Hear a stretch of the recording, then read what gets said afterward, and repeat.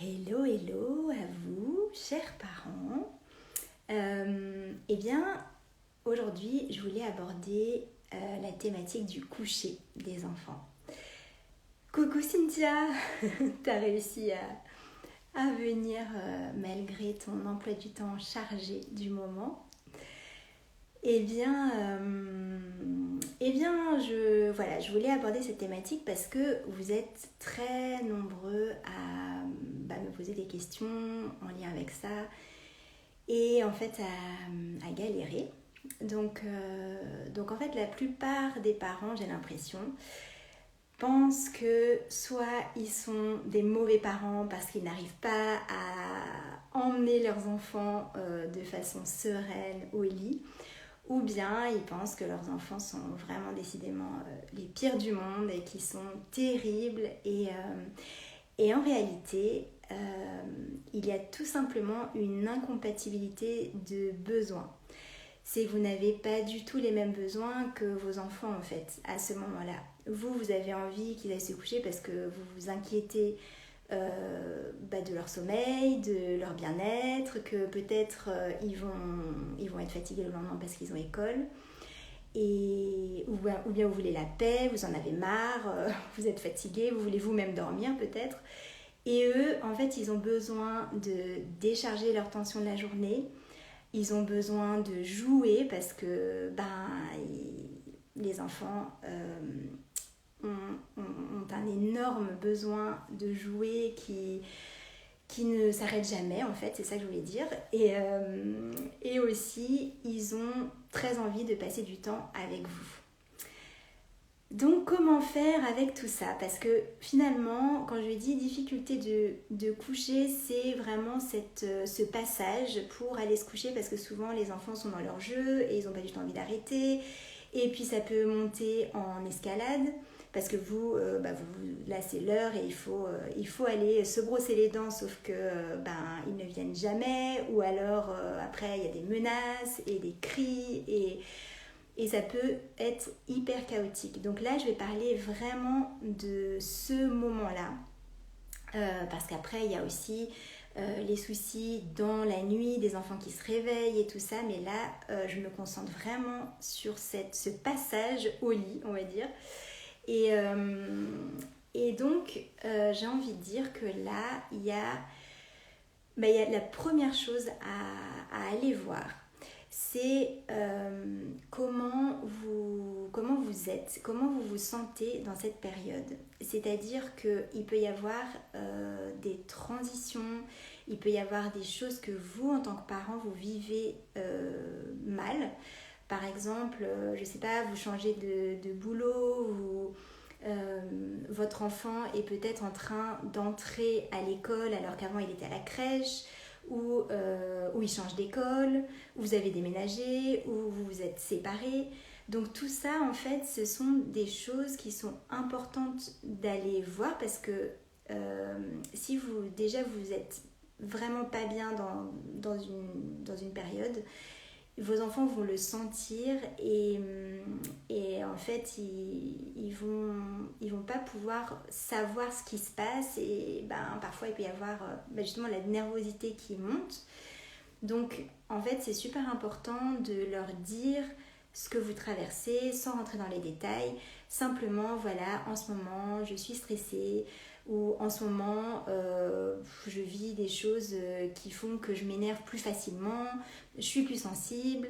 Et pour vraiment entrer quand même donner une explication en fait aussi au fait que les choses changent. Et donc j'avais accompagné aussi par exemple un couple dont l'enfant en fait ne voulait que se coucher avec sa maman, et il refusait que ce soit son papa qui le couche.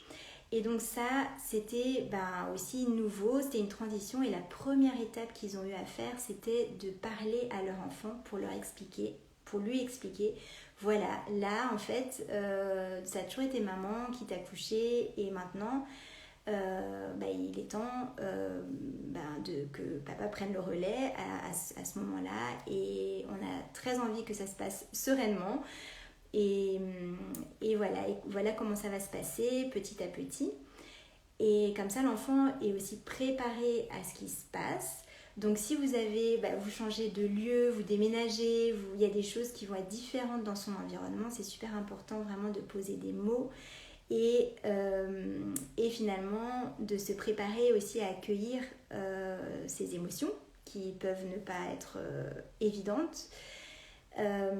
Mais pour les accueillir, il va falloir vous occuper de vous aussi. Donc c'est pour ça que j'insiste sur ce point, de d'abord voir si vous traversez une période particulière et pour pouvoir aller dans dans ce moment-là du coucher déjà avec plus de recul et de se dire en fait je vais faire comme je peux. Et en même temps, vous avez pu quand même communiquer un minimum à votre enfant. Et ensuite, vous avez sûrement entendu parler des rituels, à quel point les enfants ont besoin de repères, de rituels pour les transitions. Et ils ont plus besoin quand ils sont plus jeunes que plus tard. Et nous, on n'a plus du tout besoin de ça. Donc c'est difficile de mettre en place des choses qui pour nous n'ont pas toujours du sens. Moi j'ai beaucoup résisté à cette idée de rituel parce que je déteste la récurrence, les choses qui sont toujours pareilles. Et ça me saoule en fait parce que j'ai une énergie différente. Un jour je vais pouvoir avoir envie de faire des jeux de chahut avec eux et puis c'est ok. Et puis des jeux plus bruyants ne vont pas me déranger. Et en fait après le lendemain pas du tout. J'ai plus envie de quelque chose de hyper posé. Donc vraiment pour moi un rituel ça a été compliqué à mettre en place. Et puis j'avais toujours l'impression que on vivait des choses différentes en famille. Par exemple, à la naissance d'un enfant, quand j'avais un bébé, un tout petit, c'est tout changé en fait dans le coucher puisque ça allait plus être leur papa. Parfois c'était nous deux, mais du coup moi j'étais avec mon bébé qui venait de naître et plus du tout avec mon plus grand. Et tout ça, voilà, j'avais l'impression qu'il y avait toujours des choses qui venaient un peu tout chambouler.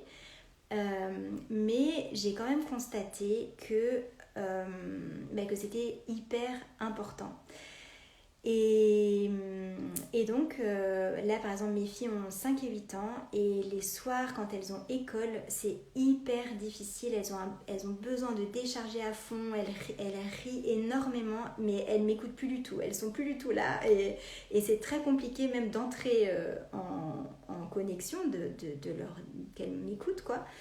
Et donc j'ai mis en place quelque chose qui pour le moment me convient. Donc il n'y a pas de recette miracle.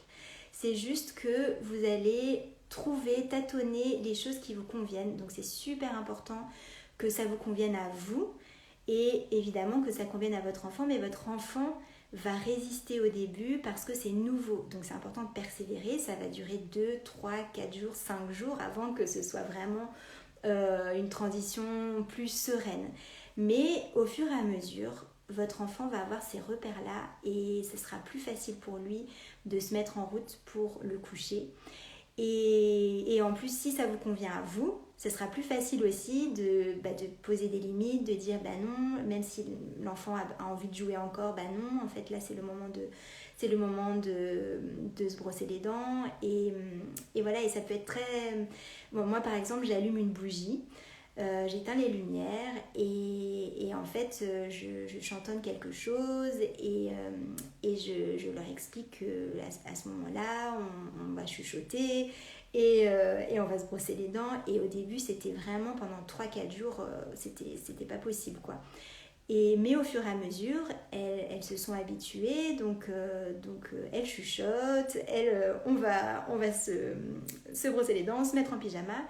Et ensuite, on souffle la bougie ensemble et on lit une histoire. Et voilà, et du coup, c'est beaucoup plus serein. Mais encore une fois, c'est le moment. Voilà, moi, j'avais besoin vraiment d'un moment plus serein en soirée.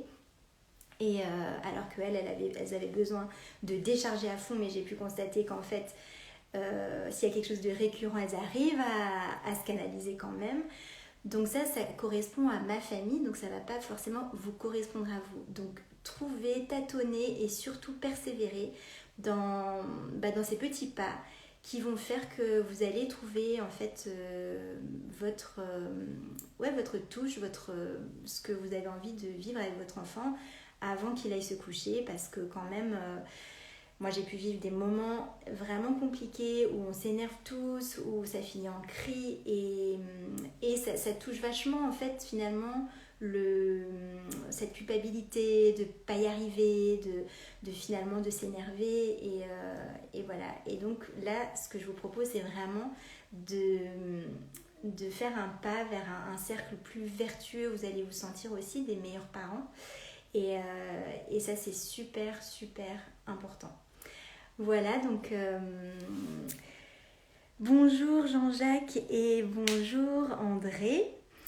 Et si vous avez des questions, besoin d'approfondissement, n'hésitez pas, pour les personnes qui regardent en replay, à poser vos questions, j'y répondrai. Et Cynthia, tu dis, ma fille a 7 ans, on va au lit et on lit ensemble, mais chacune son livre. Bah ouais, c'est génial. Voilà, c'est un petit moment, vous avez chacune en plus ce besoin-là et je trouve ça super chouette. Donc merci pour ton partage et donc si vous avez d'ailleurs des idées de choses que vous avez mis en place qui vous conviennent très bien et à vos enfants aussi, partagez-le parce que ça va servir à tout le monde. Parce qu'on a besoin parfois juste d'avoir d'autres idées parce qu'on est là, la tête dans le guidon et c'est super compliqué quoi.